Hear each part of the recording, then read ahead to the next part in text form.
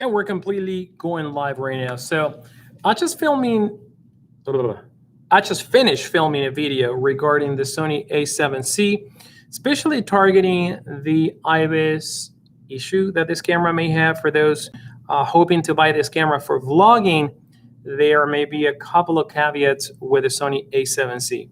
The number one is that this camera only offers image stabilization on or off. You don't have the active image stabilization that you find in cameras like the ZV-1, this camera right here, that, by the way, has my plate. We're going to talk about in just maybe another video. This camera has active image stabilization, which it makes things a little bit better. Hey, DavTech, what's up? Fun Duff Fourth. How you guys doing?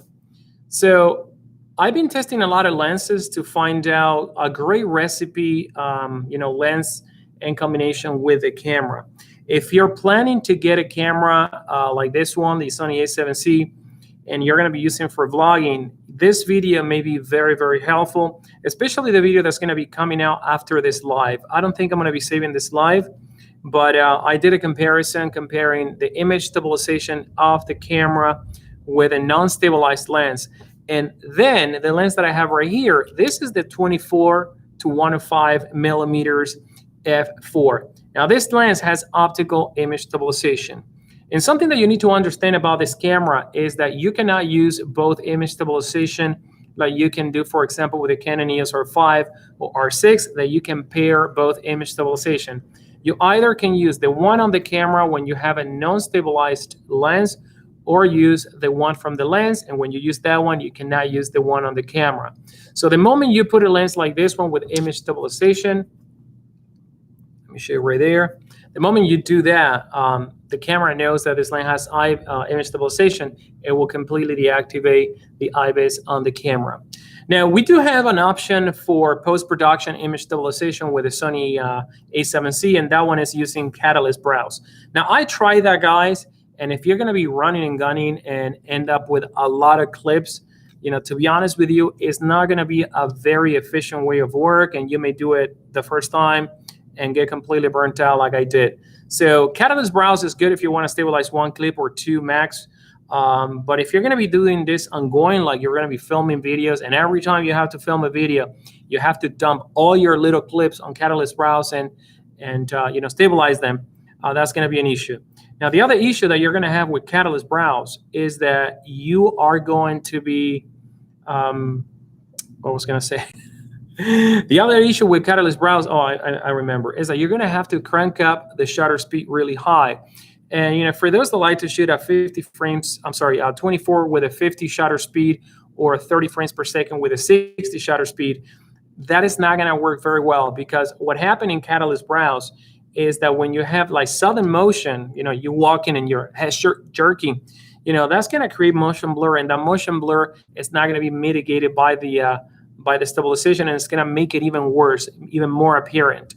So definitely working with a super fast shutter speed, unless you like that look, it's not going to be an option, at least for me. Now, the other problem that you introduce when using a fast shutter speed is that now you're going to require more light, right?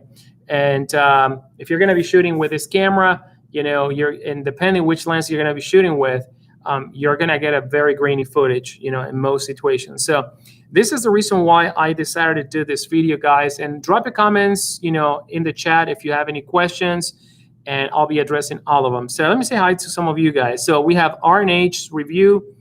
Oh, it's a live stream. Yes, live stream. Then we have Nas Narzine say lockdown sucks. It completely sucks. La Business Developer, what's up, Gaston? How you doing there? Carl Bergsdorf, say hello, everybody. Then we have DJ LS Vape. Oh, snap, I was thinking about this camera for vlogging. Yeah, so let me actually put you in the loop, and let me know where you guys are watching this from. I'll give you a shout out in just a moment. The only thing with this camera that, I really like it, but the only thing that you're going to kind of not like about vlogging is if you're going to be using the IBIS of the camera to stabilize your footage with a non-stabilized lens. So that's going to be the worst combination right there, including the kit lens, which it doesn't have optical image stabilization.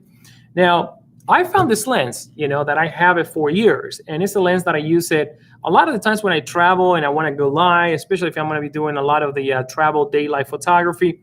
I bring this lens, the 24 to 105. Obvious reason, 24 to 105. I'm pretty much covered with one lens. Now, the problem that this lens has is not the fastest lens out there. It is an f4 millimeters. Now, there are advantages about shooting with an f4 lens. For example, if I'm going to be, out of shooting portraits, I'm going to be at the studio, this is going to be a great option, guys. You're going to get 24 to 70. I'm nowhere, 24 to 105. So you are past the 50, past the 85, and the 105. So you basically get all the best focal length for portrait. Ideal will be nice if this lens can go to 135. But again, for most situations, this is going to be a great lens. Also, it's a super great lens for video.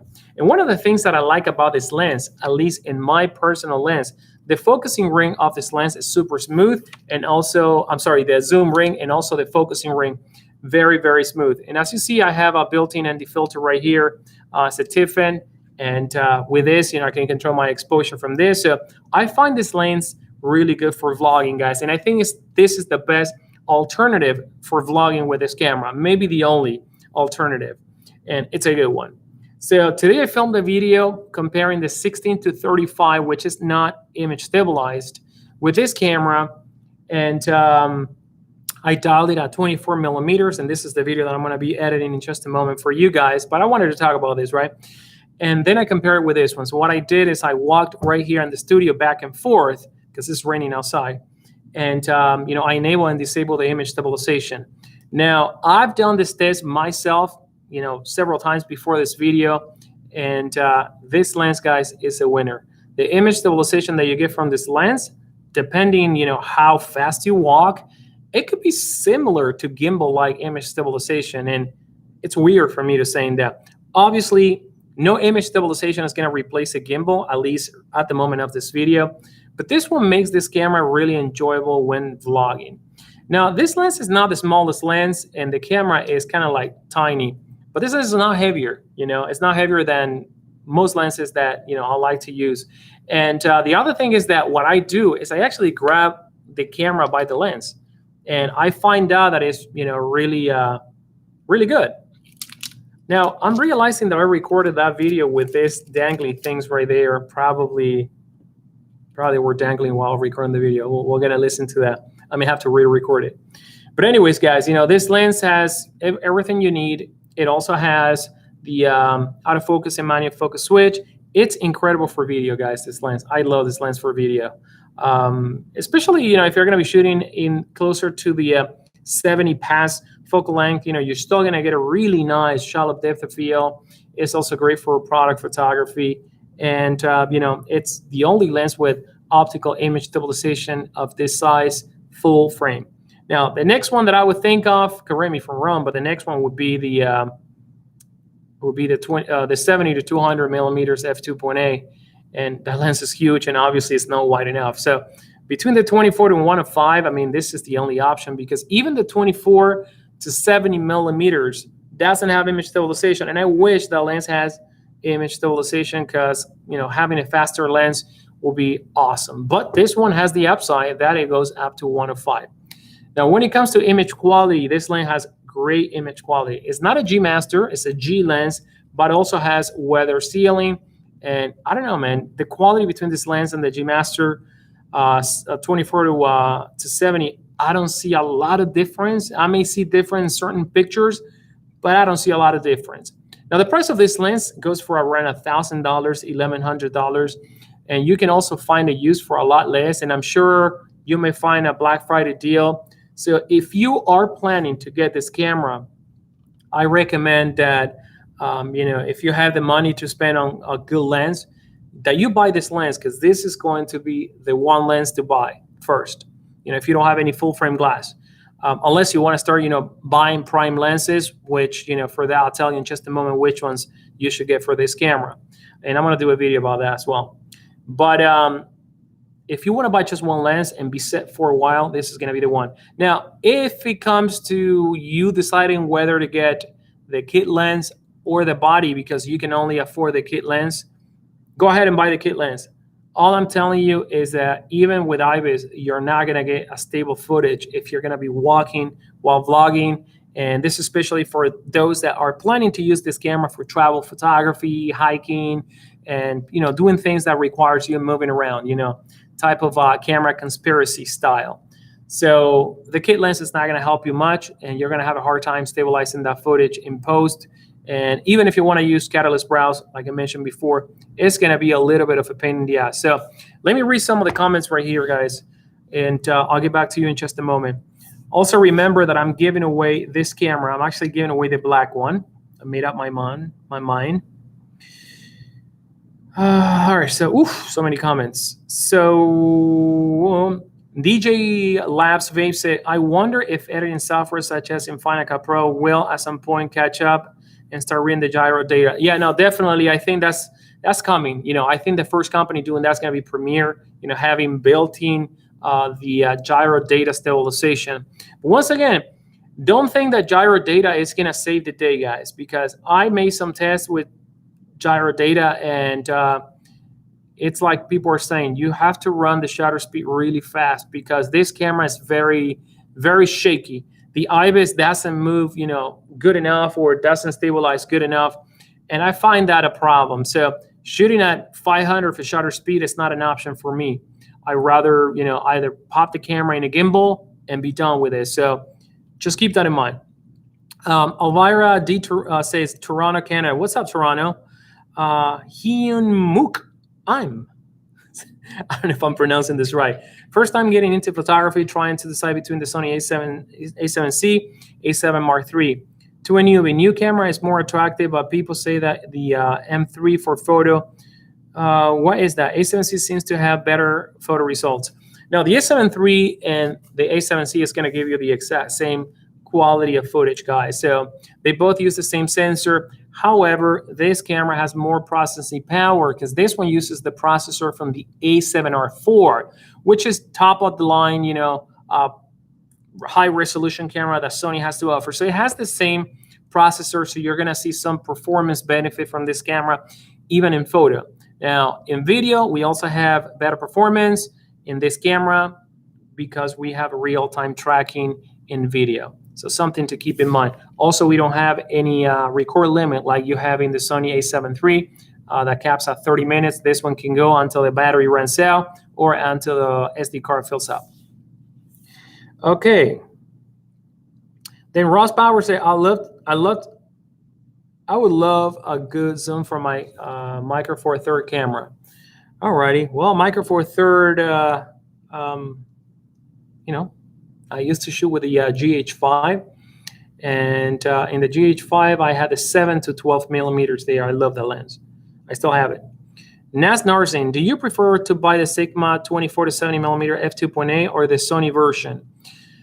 I believe that the Sigma, to be honest with you, one of the things that I don't like about Sony lenses, zoom lenses, at least this series up to the this lens is up to before the 70-200, is that the focusing ring is so draggy, so dry, and even this one that is a little bit better, it's just very, very draggy. The focusing rings, the focusing ring on this one is actually really good, but the Sigma has, in my opinion, the best performance feel when it comes to build quality also, and it costs a fraction of the 24 to 70. So I've been using Sigma for years, guys, and to be honest with you, I don't see a huge difference. It all comes down to lighting. It all comes down to settings. And when it comes to chromatic aberration and all that stuff, that's something from the past. Sigma lenses are great quality, in my opinion, as good, if not better, than some of the native Sony lenses. So keep that in mind. My eyes is itching. Okay. Rose Power say that is a good-looking camera, and it is. Now, Hero Shots is asking if they make a grip for this camera. Yes, the same wireless grip that you can use in this little camera, you can use it here, and you can also control the camera wirelessly, which is the Sony lens, which I don't remember the model because there's a bunch of letters, but Google Sony tripod Bluetooth grip, and it should pop up. Now, what about the Sony 16 to 35? Sony size with optical image stabilization. I don't have a lens, and I wasn't able to try that lens. And if that lens is going to be what is the aperture of that lens? Is an f2.8? Because if it is an f2.8, I gotta check that lens out. Because the one that I have is the Sony G Master 16 to 35, and the lens is by far not image stabilized, but it's actually a great lens with great image quality. So that was Elvira. Let me know if the 16 to 35 Sony has. Actually, let me Google it right now. Let's do that really quick right here. Size 16 to 35 millimeters. No, let me see. They make an f2.8 or not? Let's see. I'm actually checking right now on the internet. Let me see size. No, that one is an f4. Yeah, no, that one I'm aware of the f4. I thought they made an f2.8 because that would be killer. No, I think it caps. All I find is an f4 version. Yep. There are 4. Yep. Yeah, the lens is on f4. It's a little bit cheaper than this one. I believe that one is $800. Yeah, it is $900, and this one is going to be around $1,000. In my opinion, this is a way better lens. And when it comes to size, the size may be a little bit shorter, just a tiny bit shorter. But you're 16 to 35. Here you are 24 to 105. So when it comes to picking up one lens, I mean, do you like to be a little bit closer to the camera, or you like to be wider but limited with a focal length? And I think that the 16 to 35 is going to limit you a lot if this is the only lens you're going to bring. Now, at f4 and image stabilized, that lens, is supposed to do good. I mean, it's supposed to be a great lens. But again, if you're planning to run and gun, just bring one lens, one camera. This is going to be the best option, in my opinion. All right, so let me see what else. Oh, and that is my YouTube setup. All the videos are made like that in the little rig that I built. Check it out. I will show you that in another video, guys, how I built that up. But everything is there. Let me see if you can see there. That's it, in the pole, kind of like stripper pole. Got everything there, and it's mobile. That's the part that I like. All right, so let's move up. So, Motions Malala says, sorry, I just joined. What lens is that? This is the 24 to 105, buddy. F4 image stabilized. Wow, so many texts. I can't catch up. Question, Monty. Does gyro data work with a Sigma 24 to 70? I think it does, because the gyro data doesn't read anything from the lens. What I believe it happens is it reads the camera motion, right? So it tracks the camera motion, and you use that data, those coordinates, to stabilize the footage. So it shouldn't matter what lens you use. What do we think about the Tamron 17 to 28? I think the Tamron 17 to 28 is an interesting lens, but very limiting, in my opinion. That is a wide lens. It's not like a 16 to 35 where you get somewhere with no so much distortion. 17 to 28 is a lot of distortion and a little bit of distortion, in my opinion. I know it's a fast lens, and I know it's a light lens, but I guess it's a very specific lens, in my opinion. Not my cup of tea. I believe it's an f2.8. I prefer, something with a little bit more reach. If I'm going to invest in a zoom lens, it has to cover me, pretty well. Otherwise, just use a couple of primes. So is the IBIS better than the A7C versus the A7 III? It's different. One thing that I can tell you guys is that the IBIS from the Sony A7 III is a little bit better when it comes to handheld shooting versus the IBIS of the A7C.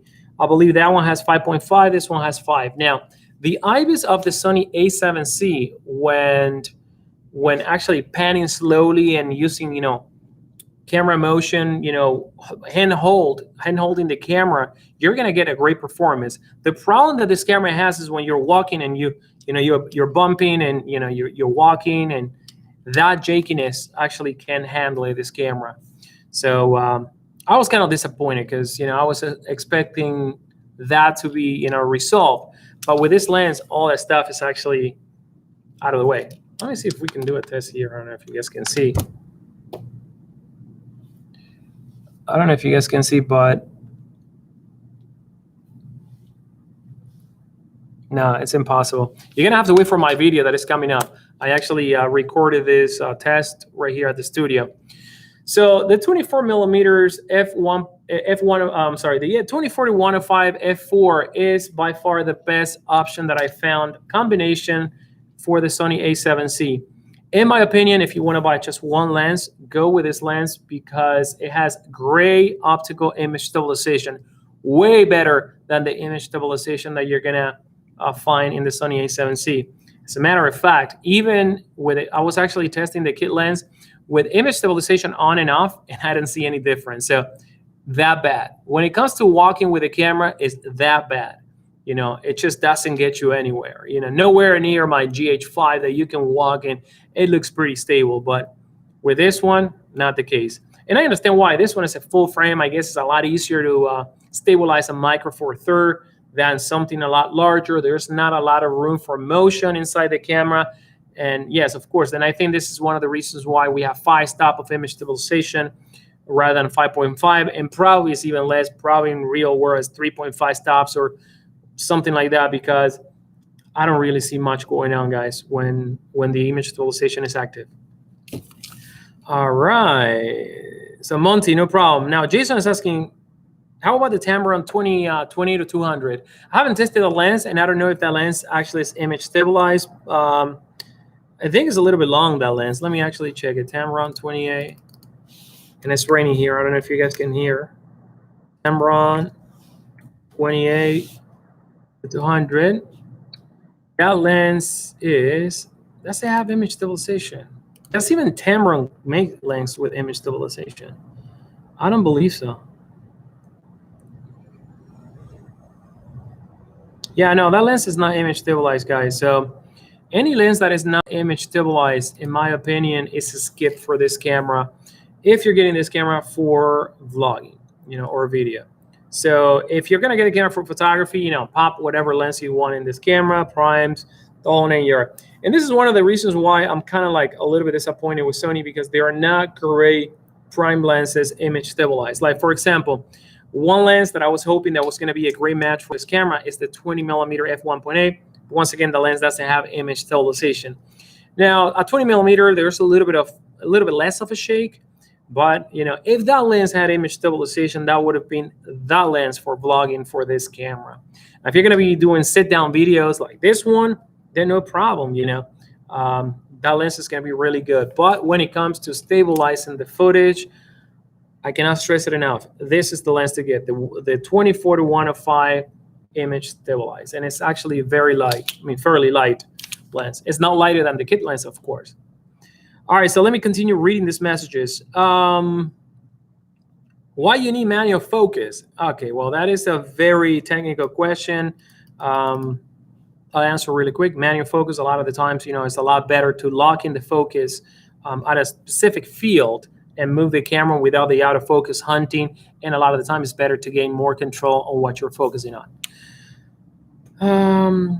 So Tex Zing says, as you have been using the Sony A7C more, would you recommend it over the Sony A7 III for hybrid shooting? Yes. I recommend the Sony A7C as a hybrid shooting camera. Now, I had a little bit of a beef with this camera, and it was the ergonomic. And I don't know if you see this thing that I have right here. Now, this is the Peak Design strap, and it's not expensive at all. I have it on all my cameras.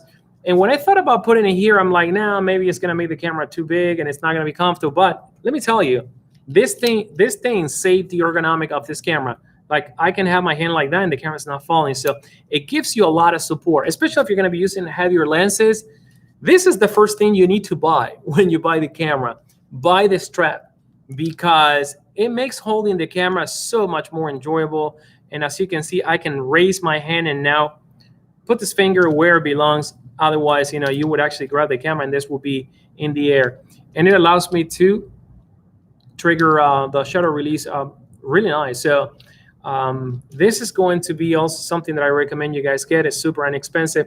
And I'm going to be making a video about a couple of the accessories that I try that I consider that are going to be a great match for this camera.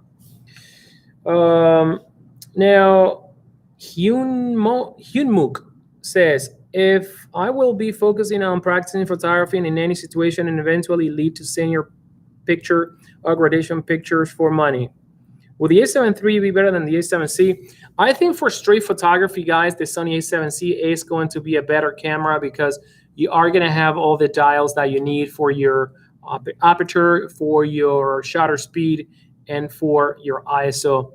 So this one is missing at least two dials or at least one dial.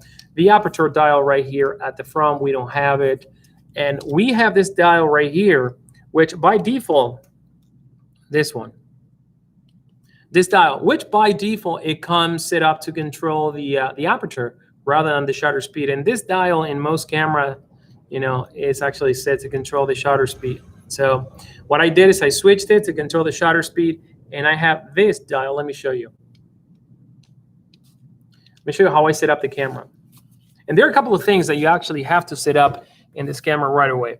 So this one right here controls my shutter speed, as you can see, right? All right. And this one controls the aperture. Now, other cameras like this one that you see right there, the A6600, instead of having an exposure compensation here, it has another dial. And I don't know what the hell Sony was thinking, that having an exposure compensation was more important than having, an actual dial. I don't understand. I guess that this speaks by how much they want to cater to an audience that is not photography or videography savvy, because this is intended to use this mode in not a manual. It's intended for you to use the camera in maybe shutter priority or aperture priority, right?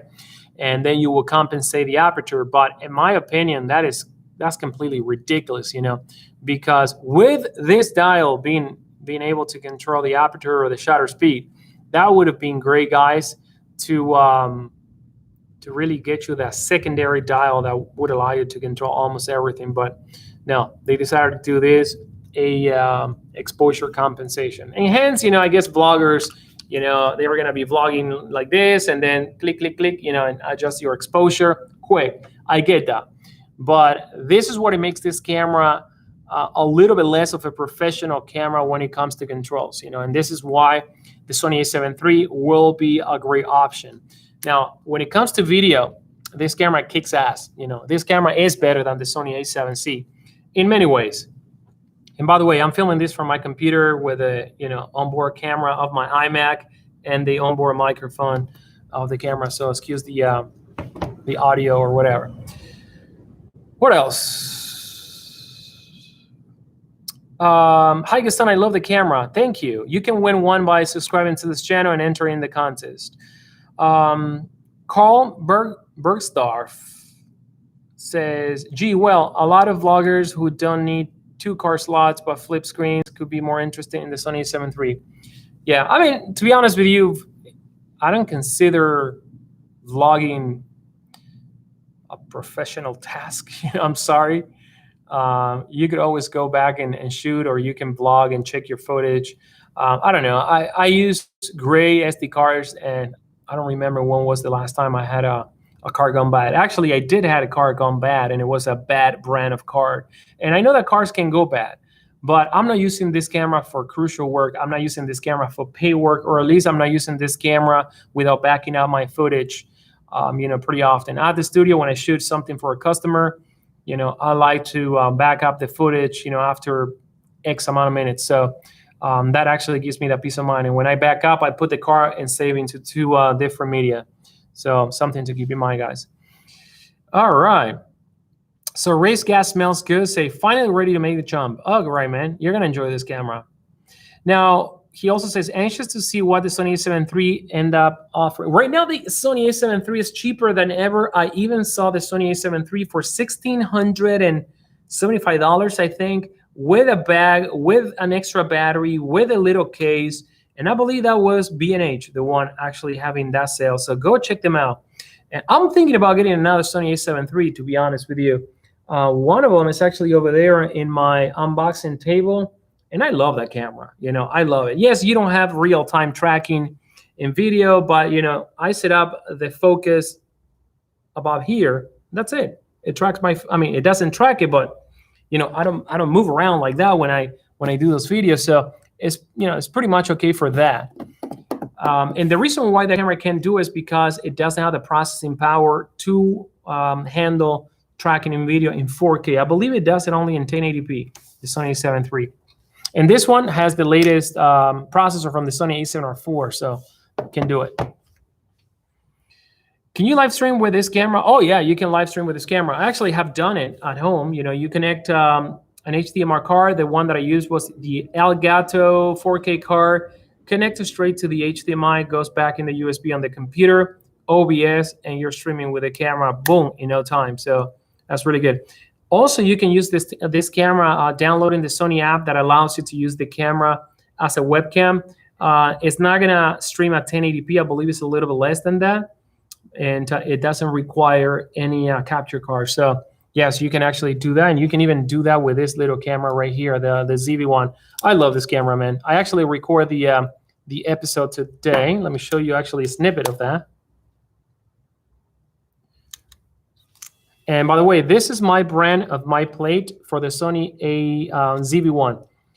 And let me give you a little walk around of this thing. So my brand is called N-Cage, and I'm about to release this product. This is product number 1. I am working on another plate for the Sony A7C and a bunch of other cameras in the Sony A7S III. So the reason why I designed this is because all the plates out there are ugly and they make the camera very, very bulky. So this one, number 1, as you can see, it extends the geometry of the camera, okay? So now I can grab the camera very comfortably and not have this little finger dangling. Also, it has a built-in, as you can see, Arca Swiss plate, and it's not very aggressive. It's not very intruding. And, pop the camera in a tripod and release it, and you're good. Also, I made this little thing right here very comfortable to open the screen.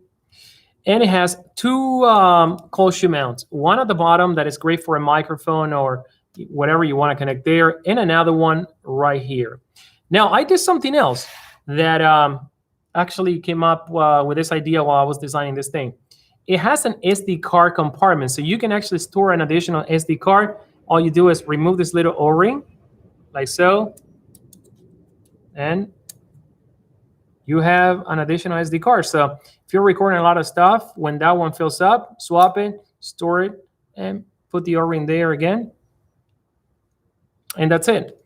Also comes with this magnetic tool, to install it or remove it. And when you're done, the tool is always in the camera. So my brand is called N-Caged, and I'm making a lot of those. All right, I'll show you the footage, which is what I said that I was gonna do. My lives go everywhere, man, all the time. Actually, it's in the computer. Never mind, it's actually downloading the footage right now. But anyways, guys, so I wanted to do this video. Should I save this video? Should I delete it? Is it worth keeping this video? What do you guys think? Let me know in the comments. So many messages, guys. So anyway, so thank you for watching this video. This is going to be archived in the live stream. And if you guys enjoyed this video, let me know. Should I do more of these random videos, pop in and interact with you guys? Let me know in the comments. All right, I'll save it for you guys. Text Zing says, save it for us that started late. I'll do that, guys. So we're going to have a lot of these videos coming up in the future. So any other question, make sure to interact right here. And let me see if I can save it, chat.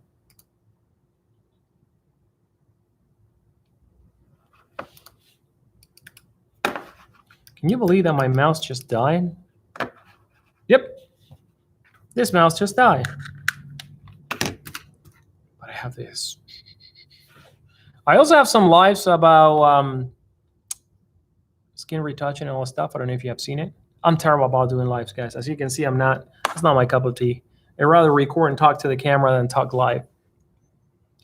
All right. More of these? Okay, we'll do more of these, guys. So if you guys want, and probably do one a day, a different topic, and boom, boom, have this conversation here and get at it. I got to make this a little bit prettier. Yeah. I like to kind of like do it looking at the other side of the studio, at the cyclorama with all the lights, kind of like how I do my videos. Probably I'm going to flip this desk, Yeah. And there's the gate, which is also sound treated, as you can see. Anyways, I'm out. See you later.